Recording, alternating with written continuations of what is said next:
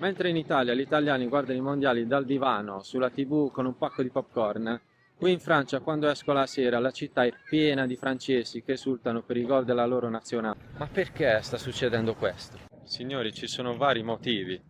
E uno di questi è che la Francia sa valorizzare i propri giovani. Qui se un giovane è volenteroso, non ha il timore di essere sottopagato oppure di non aver riconosciuto le proprie qualità. Giusto per darvi un'idea, si sa che un laureato in Italia ha almeno 27 anni e hanno il rischio che gli vengano proposti degli stage a 600 euro al mese.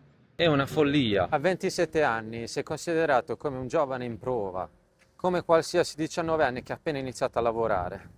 Ma quindi bisogna avere pazienza. Signori, qui la pazienza non è una virtù, ma è una trappola. Non puoi aspettare 2 o 3 anni per sperare di riuscire ad avere dei livelli che all'estero ti danno appena arrivi. Non puoi aspettare anni per poter fare un progetto di comprarti una casa, una macchina o qualsiasi altra cosa. Qui in Francia i numeri dicono che 7 neolaureati su 10 lavorano già con un contratto stabile. Pensate un po' che l'età media dei laureati francesi è 24 anni contro i 27 italiani. Questo vuol dire che entrano prima nel mercato del lavoro, hanno più energie e soprattutto non devono rincorrere dei contratti, non devono brigarsi a cercare un lavoro. Non è finita qui. In Francia c'è anche il salario minimo, che è di 1477 euro al mese. Questo vuol dire che qualsiasi lavoratore che ha un contratto di lavoro non può prendere meno di quella cifra. L'Italia è uno di quei pochi paesi che ancora non ha un salario minimo legale. La maggior parte degli stipendi minimi sono regolati dai contratti collettivi nazionali, ma questo non impedisce che ci siano ancora delle offerte di lavoro con stipendi che per molti sono considerati bassi. Non c'è un pavimento che tranquillizza una persona e dice al di sotto di quello non si può andare. E non sto dicendo che in Francia sia tutto perfetto, ma il salario minimo dà una dignità alle persone. La cosa assurda arriva adesso. Signori, i giovani francesi non scappano dal loro paese perché hanno una dignità e sono valorizzati. Se un paese non dà una dignità al lavoro, i giovani se ne scappano.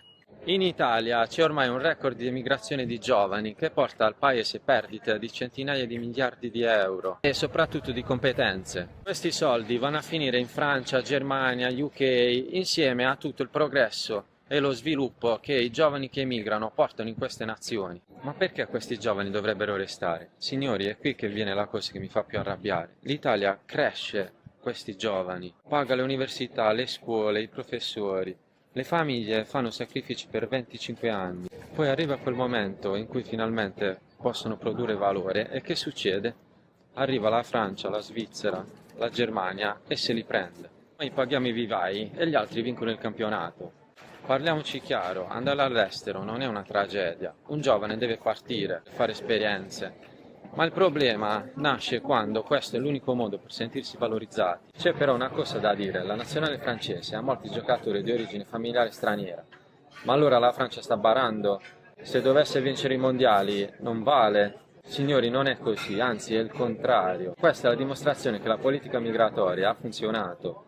Non voglio dire che sia perfetta, ma il figlio di una famiglia emigrata in Francia può andare alla scuola, integrarsi, sentirsi francese e rappresentare la Francia davanti al mondo, addirittura diventare campioni del mondo.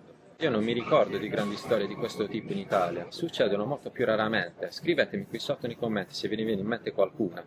Ma capite che in questo modo la Francia riesce a mettere molti più giocatori in campo. Giusto per darvi un'idea, la Francia ha un tasso di occupazione al 75%, mentre l'Italia al 67%. Queste sono tutte persone che il nostro paese lascia fuori dal mercato del lavoro, insieme a tutti i giovani che emigrano all'estero.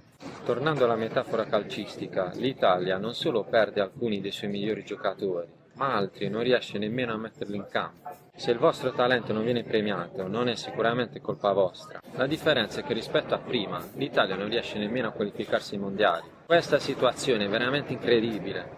Io non voglio dire che in Francia sia tutto perfetto, anche qui ci sono tanti problemi. Ma ricapitolando, loro pagano di più gli stipendi grazie al salario minimo. Assumono prima i giovani, 24 anni contro i 27 dell'Italia, e integrano molto meglio l'immigrato.